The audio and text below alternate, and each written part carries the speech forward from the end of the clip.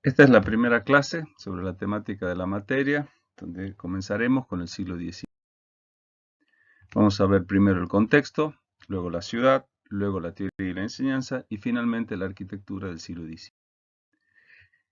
El contexto cultural del siglo XIX presenta una evolución significativa respecto de todo lo anterior. Lo vamos a ver separado, como hemos planteado para el análisis de los trabajos prácticos, en cosmovisión, lo cual comprende la religión, la filosofía y la ciencia, la organización política, económica y social, la cultura material y el impulso estético. Empecemos por la religión. El hecho más importante que se plantea a nivel de la religión es la Reforma Protestante, que es el movimiento religioso iniciado en Alemania por Martín Lutero contra la teología sacramental, aquella que permitía la venta de indulgencias, que era el hecho más lamentable de este momento. La reforma protestante llevada a cabo por Martín Lutero buscaba una purificación de la institución religiosa y planteaba el concepto de salvación por la fe. Esto llevó finalmente al cisma con la Iglesia Católica, dando lugar a numerosas iglesias cristianas, pero independientes de la autoridad papal.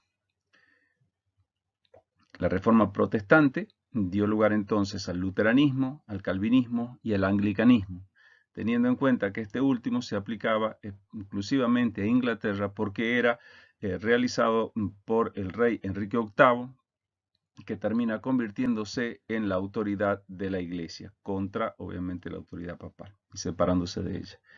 Esto provoca un cisma, la separación de estas iglesias luteranas, calvinistas y anglicanas con respecto a la Iglesia Católica. La Iglesia Católica responde con una contrarreforma, que a partir del Concilio de Trento establece unas normas religiosas muy estrictas para tratar de recuperar la unidad de la Iglesia Católica, manteniendo al Papa, digamos, como cabeza de la Iglesia. El segundo aspecto que veremos de la cosmovisión es la filosofía, y en la filosofía el movimiento más importante que tenemos en este periodo es el llamado de la Ilustración, que es un movimiento cultural e intelectual europeo que surgió a mediados del siglo XVIII y cuya finalidad expresa era disipar las tinieblas de la ignorancia de la humanidad frente a las luces del conocimiento y la razón. Por eso se denomina iluminismo o ilustración. ¿Cuáles eran los elementos que planteaba la Ilustración para iluminar al hombre? En primer lugar, el racionalismo como doctrina filosófica, planteando la confianza en la razón humana y llevando al hombre al ser el centro del universo y del conocimiento. En segundo lugar, el concepto de naturaleza, que sustituye a lo divino como la causa de todo lo creado. En tercer lugar, la libertad de pensamiento como una condición fundamental para el progreso, planteada por Voltaire. A partir de allí se establece una actitud crítica hacia el absolutismo político, abogando por la división de poderes de Montesquieu y por el concepto de la voluntad popular de Rousseau. Al mismo tiempo, contra la Iglesia se plantea el laicismo. También una fe en el progreso como una concepción optimista del futuro basada en la razón que guiaría al hombre por un camino de progreso eterno. Esto generará también una preocupación por la educación, que será considerada la base del progreso social. Y esta educación podrá llevarse a cabo a partir de resumir el saber y el conocimiento del pensamiento ilustrado en un medio de difusión, como fue la enciclopedia. Ahora, los ciudadanos podían tener acceso al conocimiento antes vedado solamente a los reyes y los papas.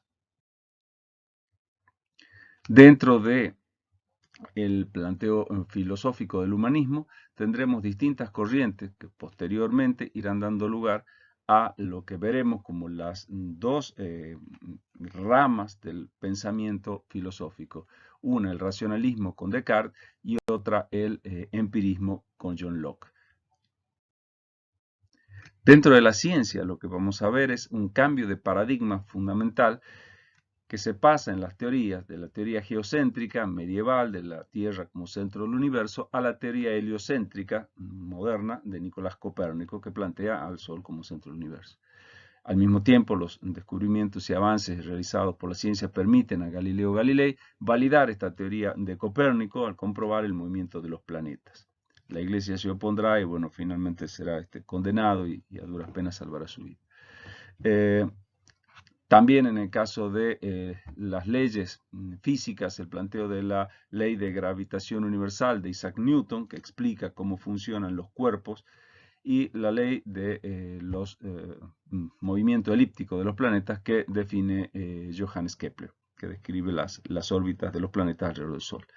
Todo esto se puede lograr a través del racionalismo, que plantea una base práctica de experimentación para llevar adelante un método científico experimental, que es el planteado por Bacon.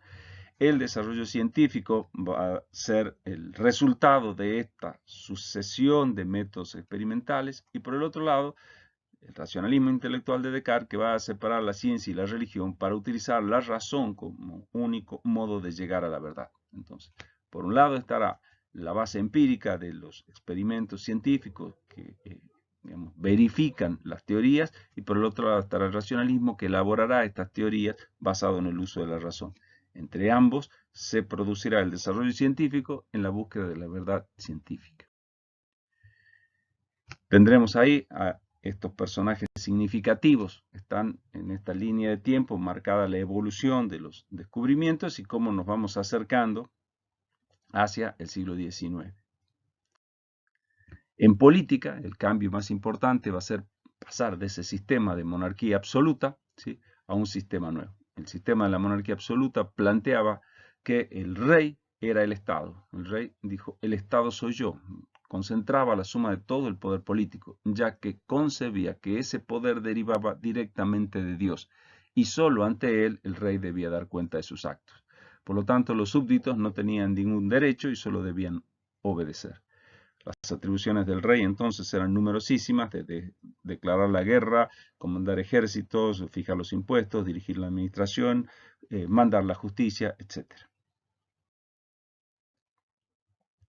Esta monarquía absoluta evolucionará desde el siglo XVI y XVII a lo que se dará en llamar el despotismo ilustrado, que es una monarquía absoluta pero ilustrada, tratando de incorporar algunas de las ideas de la Ilustración del siglo XVIII. Culminará con la Revolución Francesa en 1789 y el cambio del sistema político definitivamente. A nivel de organización social, en el antiguo régimen monárquico francés, es decir, el de la monarquía absoluta, solo existían tres clases sociales, o estados como eran llamados. El primer estado era el clero, y el segundo estado era la nobleza, y estos conformaban los dos estados privilegiados. Por debajo de estos existían el llamado tercer estado o el estado llano, que no poseía ningún tipo de privilegios. El primero y el segundo estado poseían grandes tierras, recibían dinero del tercer estado y no pagaban impuestos. El tercer estado, el estado llano, es sobre el que caía el peso del trabajo y del sostenimiento económico de las otras dos clases.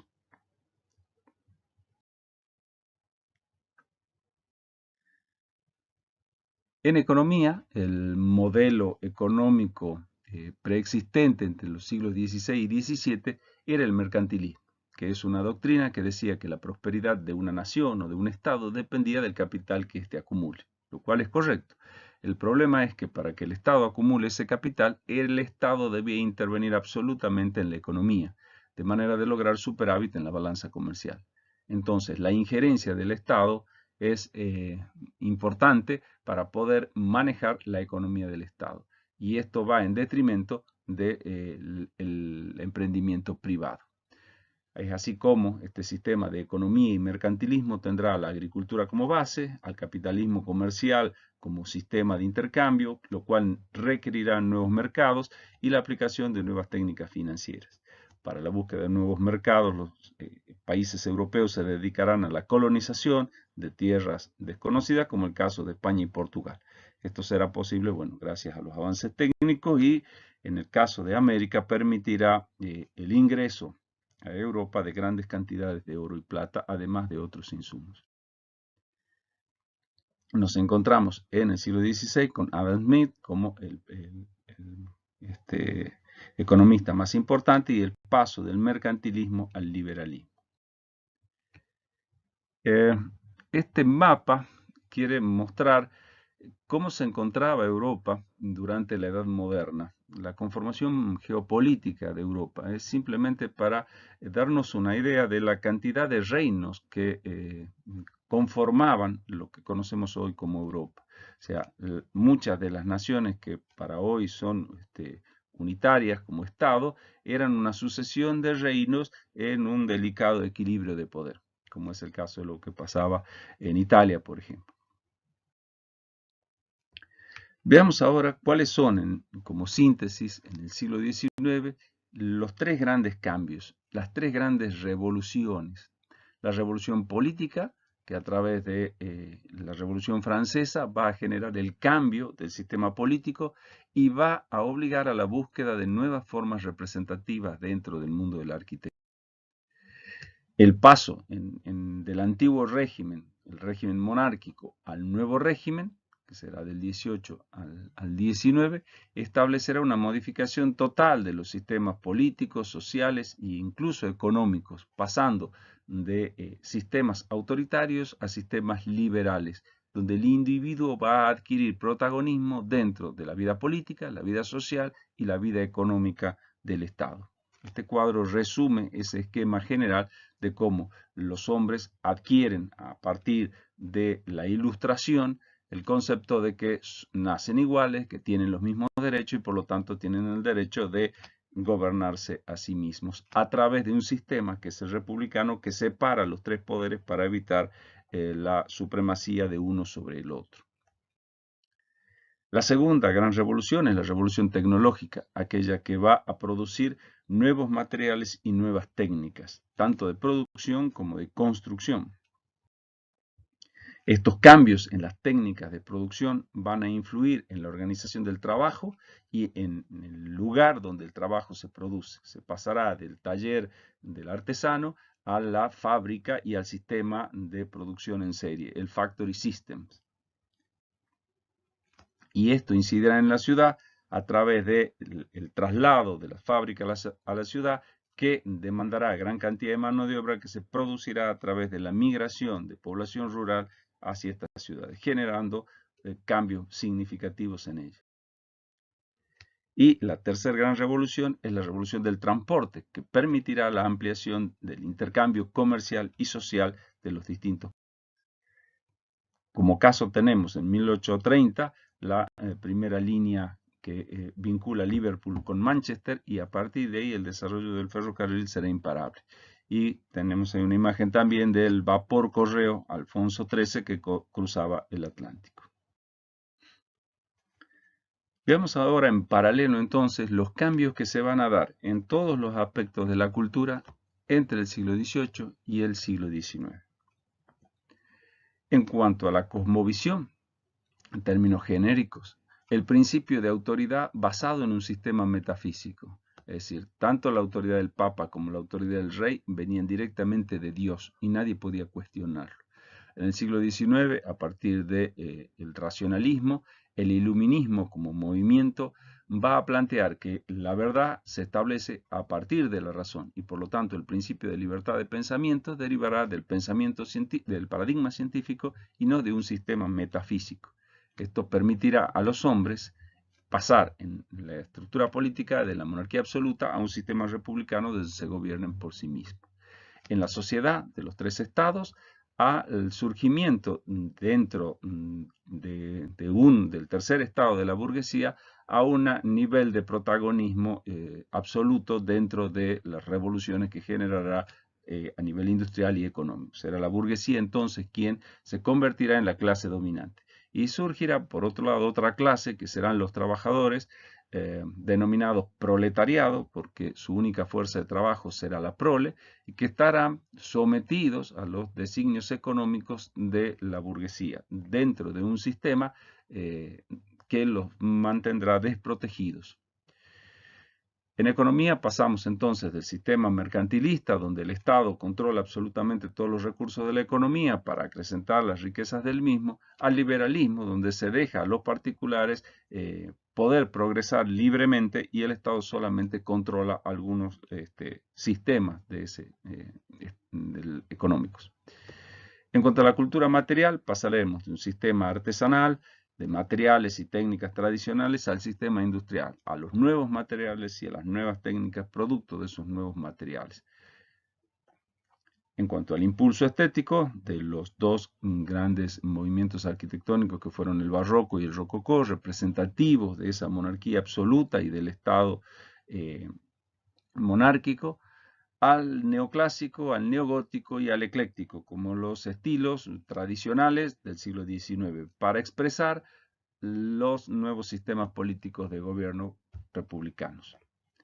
En urbanismo pasamos de aquel avance que se había hecho en el 18 con el plan de Sixto V en Roma, de plan en asterisco, con este sistema de calles que confluyen en un centro o nodo focal, a planteos, diversos planteos utópicos, entre los cuales rescataremos el de la ciudad jardín y propuestas concretas de nuevo urbanismo, como es el llamado la ciudad liberal.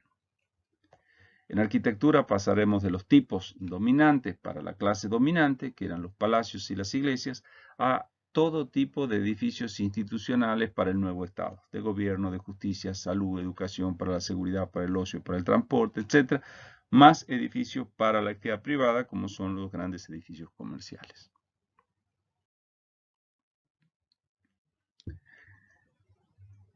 En la cosmovisión habíamos manifestado la evolución de dos corrientes de pensamiento que eran fundamentales para comprender las producciones culturales que surgirían en este periodo. Ellos son el racionalismo, expresado por Descartes, y el empirismo, expresado por John Locke. Vamos a manejarnos en paralelo para explicar cada uno de estos movimientos y vamos a ir comparando, confrontando cada una de las miradas que tienen respecto de principios estéticos, sistemas generales y demás. En primer lugar, el racionalismo surge en lo que sería la Europa continental, en Francia, mientras que el empirismo surge en la Europa insular, Inglaterra. Los principios filosóficos del racionalismo se basan en el concepto de que la razón es la única fuente de conocimiento y la duda el inicio de ese conocimiento. Al dudar de lo que sé, debo explicarlo a través de la razón y una vez que se justifique por la razón, puedo considerarlo como válido. Mientras que para el empirismo es la experiencia sensible, aquella que logro a través de los sentidos, la fuente originaria del conocimiento. Si no puedo verificarlo físicamente, eso no es verídico. Como verán, son dos mundos completamente distintos los que estamos planteando en este esquema. Esto llevará al concepto estético, al principio estético, de la búsqueda de una belleza ideal, aquella que establece la razón, en el caso del racionalismo, y a la búsqueda de una belleza real, ¿sí?, en el caso del empirismo. La referencia estética para el racionalismo será que la naturaleza que nos rodea, es aquella que propone y nos muestra esa belleza ideal. Y para el empirismo también será la naturaleza, pero nos va a proponer una belleza de tipo real. Ambos toman la naturaleza como referencia estética de belleza, pero en un caso es una belleza idealizada y en otro caso es una belleza real y concreta. En función de esta idealización y de esta realidad concreta derivada del propio ser humano, podemos ver la diferencia entre los sistemas de medida. En el caso del racionalismo se establece el sistema métrico decimal, que toma un patrón de referencia geométrica absolutamente abstracto para realizar las mediciones de los objetos. Mientras que el viejo sistema anglosajón de unidades de medida toma la referencia del hombre para establecer los patrones de medida. Entonces, en un caso es lo sensible, lo concreto, lo real, el hombre mismo, aquel que determinará las unidades de medida. Y en el caso del racionalismo se establece una unidad de medida totalmente abstracta, totalmente ajena a la realidad concreta, pero absolutamente ideal y de muy fácil utilización, de carácter absolutamente universal. Pasando a lo que son los movimientos culturales y las corrientes arquitectónicas, el racionalismo dará lugar al clasicismo. mientras que el empirismo dará lugar al romanticismo, como movimientos culturales genéricos que afectan a todo el espectro, digamos, de la vida cultural. Como corriente arquitectónica más específica, el clasicismo dará lugar a lo que se llamó neoclasicismo y el empirismo a lo que se llama el pintoresquismo.